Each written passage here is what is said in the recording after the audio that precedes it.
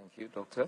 And actually, there's another issue which has come up in my own research, and it relates to the fact that many people consider it a bid'ah to go into congregation and pray the Qiyam al-Layl. And this started in the Khalifa of Umar, radiallahu anhu, may Allah be pleased with him. Could you comment on this?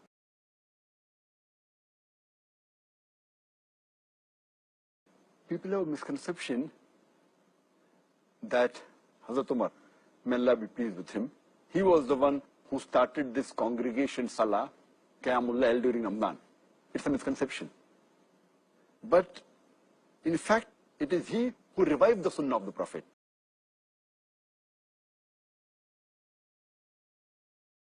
As I mentioned earlier, in the hadith of Sahih Bukhari, volume number 3, in the book of Taraweeh, hadith number 2012, that the Prophet was the person who offered Qiyamul Layl. People joined him in congregation and he allowed it. Then later on, next night, the whole mosque was filled. And third night, it was overflowing. And fourth night, didn't come out purposely. From this hadith, we come to know that it was the Prophet who started this. And the Sunnah of the Prophet.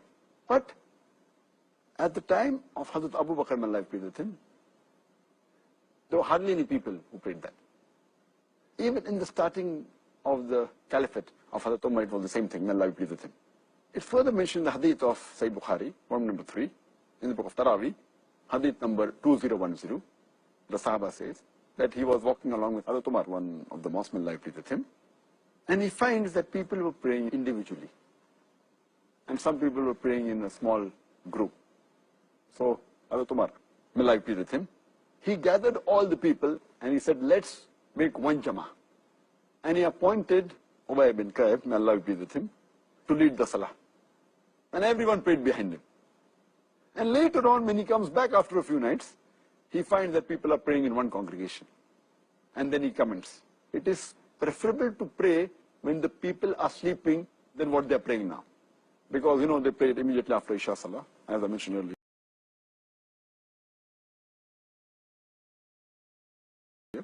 So praying the Qiyamul Layl in Ramadan, what people call as Taraweeh, it's preferable to pray the last 1/3 of night. But if you pray early also, it's no problem. Now coming back to the question, when he said that it's an excellent bid'ah, people misunderstand the statement and they say, oh, that means the bid'ah can be good.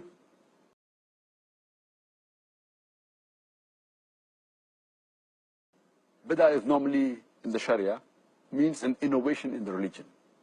But here, Hazrat Umar, may Allah be pleased with him, he never used it as a bid'ah in the religion. There's nothing like bid'ah which is good.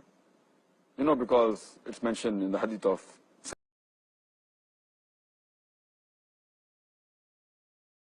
Sahih Muslim, volume number 1, hadith number 1885, that all innovations in the religion are wrong and they lead to error.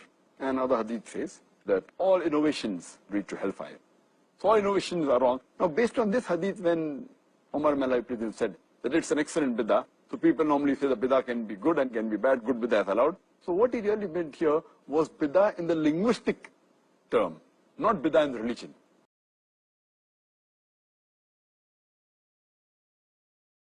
Because in linguistic term, bid'ah means something which is new. So at that time, people did not pray in one congregation. So he reminded them of the Sunnah of the Prophet ﷺ. So it was going back to the Sunnah of the Prophet, but for that time it was bid'ah linguistically, it was something new.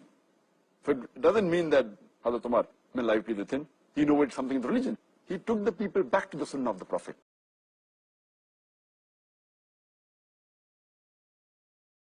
For example, if I go to a city where people are wearing the trousers below the ankle, and if I say that, you know, wearing above the ankle is the Sunnah of the Prophet. But it's a bid'ah for that time, because people, it's new for them. They don't know about it. So it's bid'ah for that time, but it's going back to the Sunnah of the Prophet, wearing the trouser above the ankle. So people misunderstand the statement of Umar, may Allah be pleased with him, talking about new for that time and for that place and for the people. But actually, it is going back to the Prophet. So it is not what Hazrat Umar, may Allah be pleased with him, he innovated it. He told the people that this is what the Prophet did. And there are several such examples. Many Muslims, you know, temporary marriage done by some groups of Muslims. The Prophet prohibited that. Hazrat Umar, may Allah be pleased with him, he knew about it. So during the 7th Hijri of Tabuk, he said it is wrong. So people think he imposed it. But he knew the Prophet said it was haram, the temporary marriage, it's called as muta. So just because he implemented the sunnah, which very few people knew at that time, and he was there when the Prophet said that muta, temporary marriage, is haram, people think that he brought it into the deen. It's going back the sunnah of the Prophet. Hope that clarifies.